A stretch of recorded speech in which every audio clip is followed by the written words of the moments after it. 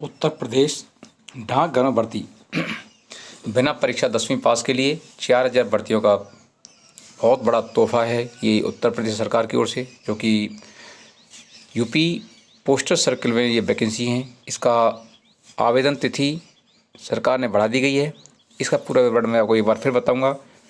पहले वीडियो में इसका बताया था कि कब क्या होना है, तो ये जो कैंडिडेट इसके लिए अप्लाई नहीं कर पाए उनके लिए दोबारा ये अच्छा मौका है।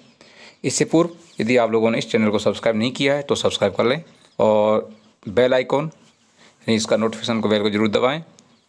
आपका समय नष्ट न करते हुए इसका पूरा विवरण इस प्रकार है। ये भर्ती है यूपी डाक घर में डाक सेवक की। India post GDS online.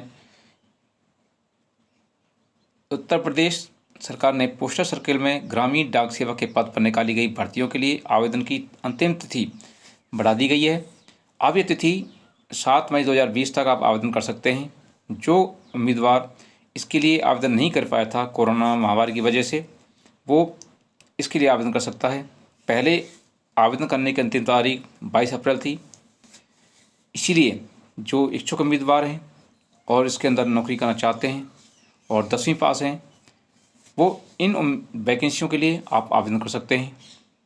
ये वैकेंसी काफ़ी मात्रा में वैकेंसी है, बहुत अधिक हैं।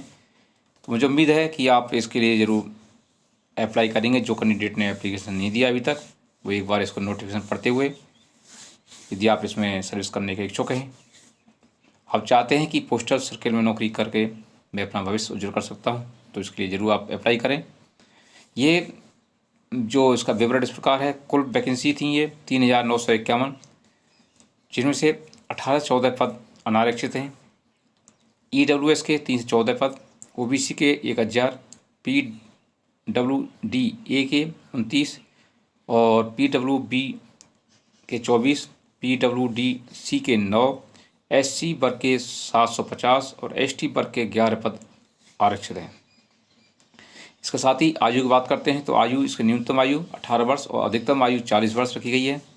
आयु सीमा का जो निर्धारण है 23 मार्च 2020 के आधार किया जाएगा।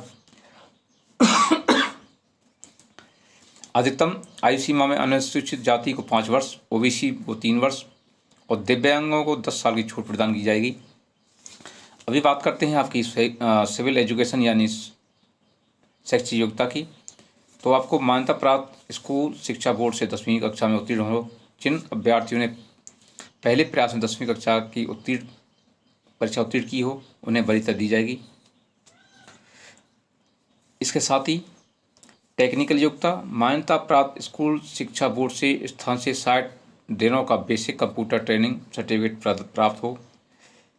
जिन अभ्यर्थियों ने कक्षा 10वीं या 12वीं या उच्च कक्षा में कंप्यूटर एक विषय के रूप में पढ़ा हो,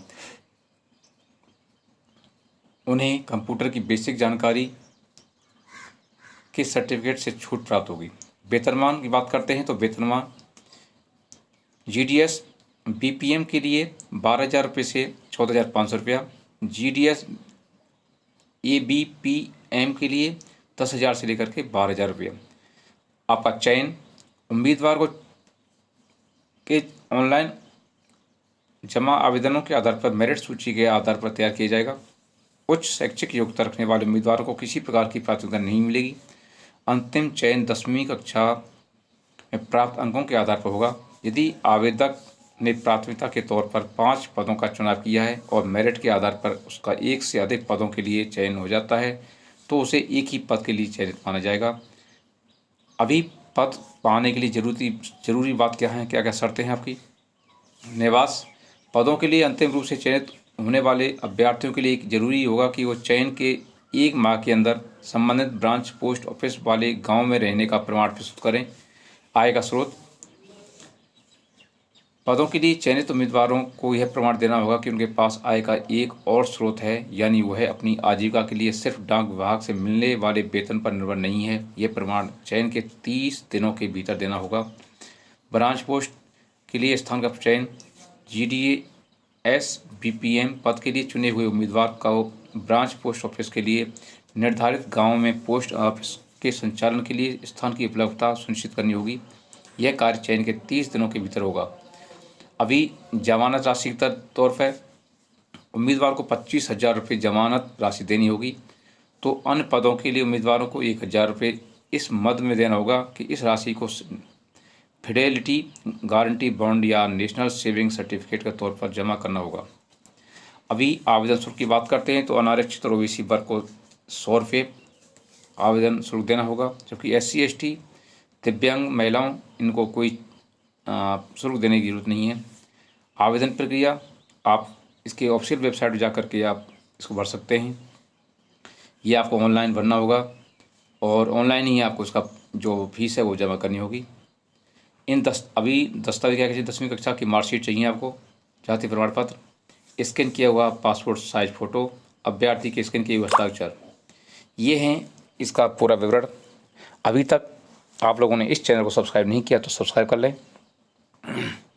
तो एक बार मैं बताना आपको कि आप कोरोना महामारी से आप सुरक्षित रहें। अपने पड़ोसियों को, अपने परिवार को आप उन्हें जागरूक करें, सोशल डिस्टेंस के बारे में बताएं और इससे बचने के लिए तरीका बताएं। मुझे उम्मीद है कि आप कोरोना महामारी से आप बचे रहोगे और सुरक्षित रहोगे तो आप आगे भी सक्सेस होंगे। इसी के साथ में थैंक यू, बाय बाय।